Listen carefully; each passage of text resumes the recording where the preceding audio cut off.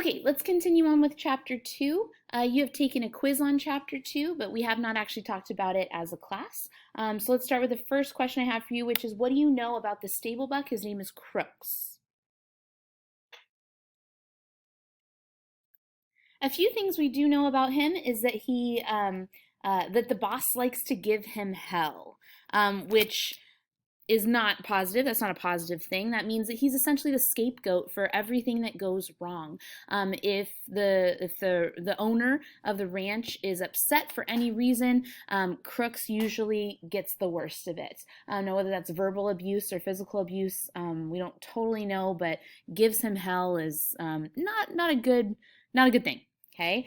We also know that he faces significant isolation from the rest of the ranch owners. So it's not just the boss that is actually kind of singling him out. It's the entire ranch, everybody that lives there. It says on page 20 that he's not allowed in the ranch workers' bunkhouses, but one time on Christmas he was allowed in the bunkhouse to provide entertainment. And that would be a fight. Now, that's not an actual quote, but I'm kind of summarizing what that conversation was talking about there. Crooks is not even allowed to bunk with the rest of the ranch workers. He has his own separate place. Now, we're going to talk about this a little bit later when we go into chapter 4. Some people might think, oh, he's got his own room? That seems like an upgrade. But I think we need to think about it in terms of isolation and how this is a forced segregation issue here. And so it's obviously not okay. It's obviously very, very racist as well.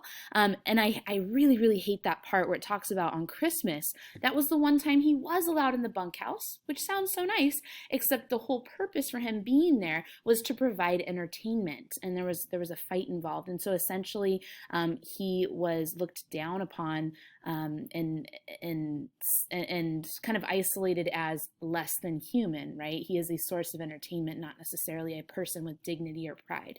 And so he's a very, very sad character, and we're going to explore him a lot more in chapter 4, okay? When George speaks for Lenny, what does the boss think that George is doing to Lenny? I'm not going to make you guys answer this question, but I will answer it for you. George speaks for Lenny, and the boss assumes that George is actually taking advantage of him, like he is stealing his money.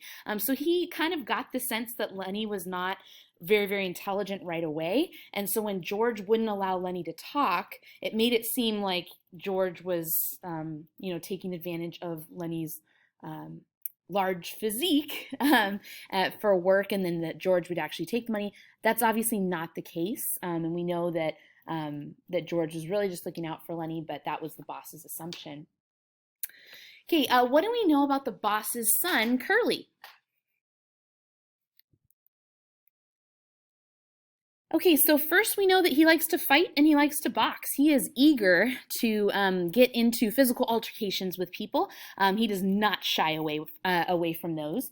And he likes in particular, he doesn't just like to fight anybody, he likes to fight big guys in particular. On pages 26 through 27, Candy actually describes it this way. He says, suppose Curly jumps a big guy and licks him. Everybody says what a game guy Curly is. And suppose he does the same thing and gets licked. Then everybody says the big guy ought to pick on somebody his own size, and maybe they gang up on the big guy. Never did seem right to me. Seems like Curly ain't giving nobody a chance. And that's exactly what it is. Curly recognizes that as a small guy who's pretty decent at fighting, that he has the advantage no matter what when he picks fights with big guys. Okay? Because if he wins the fight, then they're like, wow, Curly, you just won a fight against a guy that's way bigger than you. But if the big guy wins the fight, then everybody looks at the big guy like, hey man, why don't you pick on somebody your own size, right? So either way, Curly either gets kind of praise for being like, wow, you're such a good fighter that you can beat a big guy, or he gets the sympathy of, well, you're a lot smaller than him, so, it's okay that you lost. And so either way, Curly is in a win-win situation, and the big guy is in a lose-lose situation. And I know this was a question on your quiz, so hopefully you guys got that one right. We also know that he is recently married, and it says on 27 that he keeps a glove full of Vaseline on his left hand to keep that hand soft for his wife. Whatever that means, I'll let you guys figure that out. Speaking of Curly's wife, what do you know about Curly's wife?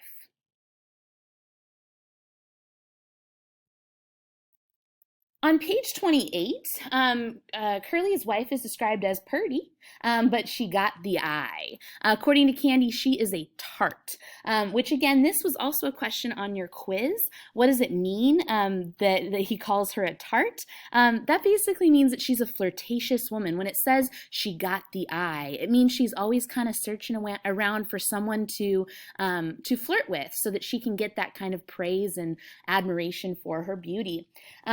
It says, too, that she is always just looking for Curly. But most likely what she's really looking for is some attention. So she's always wandering around the ranch, but I think she may just want to be noticed. You know, she may just want and appreciate when the men look at her and she can tell that they're looking at her like, oh, she's so pretty.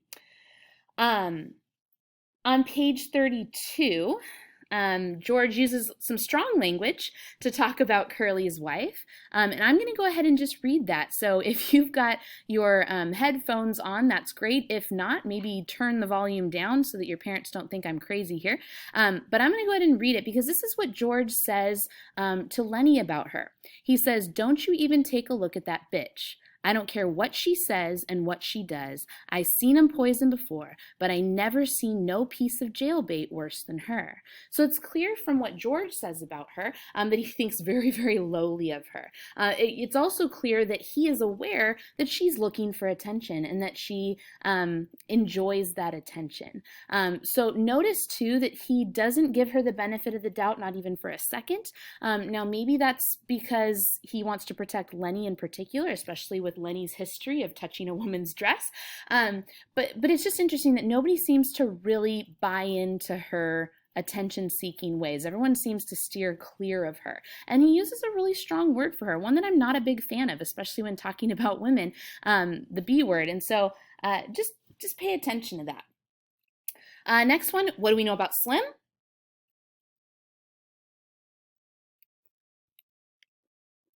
Well, we know that on page 33 through 34, it says, "He moved with a majesty only achieved by royalty and master craftsmen. He was a prince of the ranch, that there was a gravity in his manner and a quiet so profound that all talk stopped when he spoke. His authority was so great that his word was taken on any subject, be it politics or love, and his ear heard more than what was said to him, and his slow speech had overtones not of thought, but of understanding beyond thought."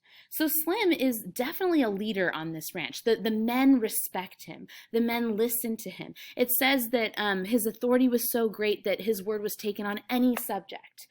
So Slim has kind of this ability to be a bit of a mediator and kind of ease situations and ease tension.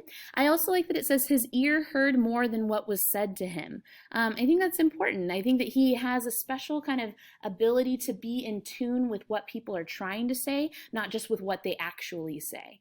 And so there's an understanding there. And so Slim seems just like an awesome, awesome guy. This next one's pretty important. Towards the end of chapter 2, George makes it very, very clear. If Lenny gets into any trouble, he is supposed to hide in the brush by the river. So that would take us back to chapter 1 where they started. But George says, hey, no matter what happens, if you get into trouble, hide in the brush by the river. So that's an important detail to remember. What reaction does Slim have to the fact that George and Lenny travel together? On page 35, Slim has a different reaction than the boss. Remember, the boss thought that George was trying to take advantage of Lenny. But on page 35, Slim says, you know, there ain't many guys travel around together. I don't know why. Maybe everybody in the whole damn world is scared of each other. So I think Slim actually recognizes that this relationship between George and Lenny is something significant and it's something beautiful. That there's a friendship there that is lacking in so many other ranch workers. And so again, it's just important that Slim is able to distinguish George and Lenny from the rest of the ranch workers.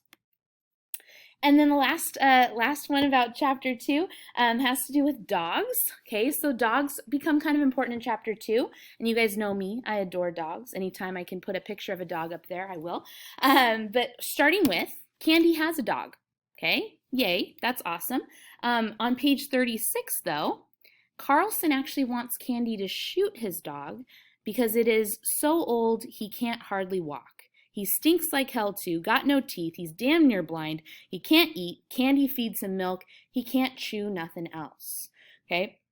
So essentially, Carlson says that it's really for the dog's best, or it's really in the dog's best interest to kind of euthanize it, right? That he's got no teeth, poor guy. He's basically blind. He can't really eat. He can only eat milk.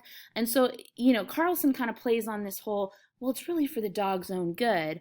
But the reality is, Carlson really just doesn't like the dog because it smells, okay? And so it's really not about the dog from Carlson's end, or it's really not the best interest of, or it's really not about the best interest of the dog on Carlson's end. It's really about how the dog has become a burden to Candy and the rest of the ranch, okay? But Candy has a hard time with that.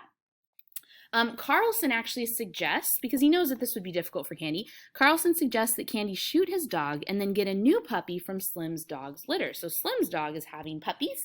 But guess who else might want a puppy? Lenny, of course. And remember, at the end of chapter 1, or I think it was the middle of chapter 1, George did say, hey, if we get an opportunity to get you a dog, maybe we'll get you a dog, Lenny. So that seems pretty hopeful for Lenny.